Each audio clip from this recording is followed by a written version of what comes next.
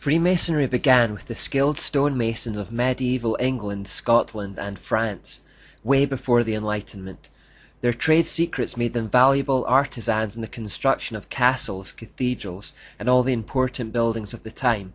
As a mobile brotherhood, these skilled workers would move freely from town to town, ready to lend their expertise to any particular building project where they might be required. Secret handshakes and other signals were developed to identify one another as members of the craft, and they established exclusive guilds which no other person was allowed to enter.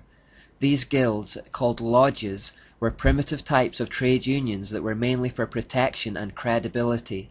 Secrecy within them was necessary in order to monopolize and control the knowledge of the craft.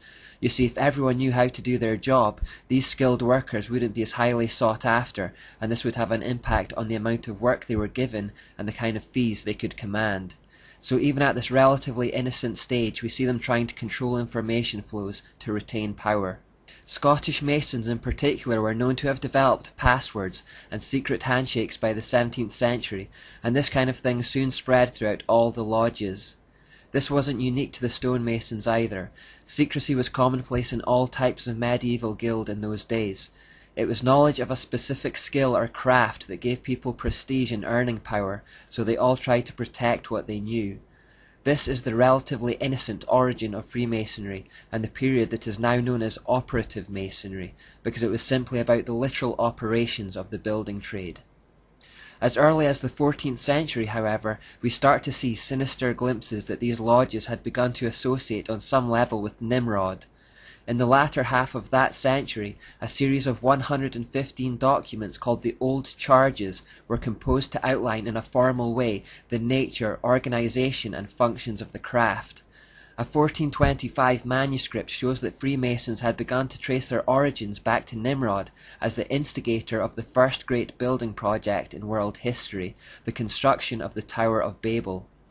Because of the tower and the fact that Nimrod was renowned as an architect and builder of many great cities within his empire, they began to revere him even at that stage as the originator or father of their craft. Within modern Masonry, therefore, there is still an oath of Nimrod and a charge of Nimrod that initiates are asked to recite and obey. Now remember how I said that religions take on the characteristics of their prophet? Well, that's a rough idea of what happened here. These old charges began to establish spiritual principles based on the mystery ideas taken from Babylon. Over time, the organization of Freemasonry evolved with an increasing emphasis on these spiritual metaphors and less focused on the actual construction of buildings. By the late 1600s, just as the Enlightenment was getting going, Masonic lodges started enrolling growing numbers of accepted gentlemen who had no direct links to the building trade at all. Some writers suggest that this happened simply because of a growing interest in architecture amongst the nobility. The truth is that there was a growing conviction amongst the populace that these Masonic lodges, with all their secrets and symbolism, were starting to harbour truths handed down from ancient civilizations, and by joining them they may be able to get ahead in the world. By the early 1700s, all the original emphases on the principles of stonemasonry had been turned into allegories with occult spiritual meaning. To take a random example, unhewn stone was said to symbolize man in his infant or primitive state, rough and unpolished. Polished stone was on the other hand representative of man in the decline of years after a regular well-spent life in acts of piety and virtue which cannot otherwise be tried and approved than by the square of God's word and the compass of his own self-convincing conscience. As illustrated here, tools of the trade such as the square and compass were used to describe spiritual and philosophical ideas. When people turned away from God and the Enlightenment, the spiritual vacuum was filled by Freemasonry. Politicians, scientists, even clergymen, the most influential and powerful enlightened movers and shakers of the day, were the new initiates.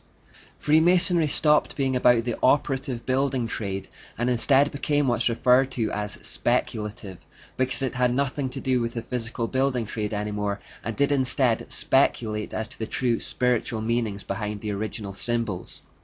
The interest in Nimrod and Babylon had taken over their whole organization. The new initiates saw themselves not as builders of cathedrals and castles, but builders of a new society that would be free of religious tyranny. It would be based on the so-called enlightened truths handed down from ancient times. The first Grand Lodge of Freemasonry was established in 1717, and this is generally held to be the official beginning of speculative Masonry. Freemasonry at this point effectively became the Church of Deism.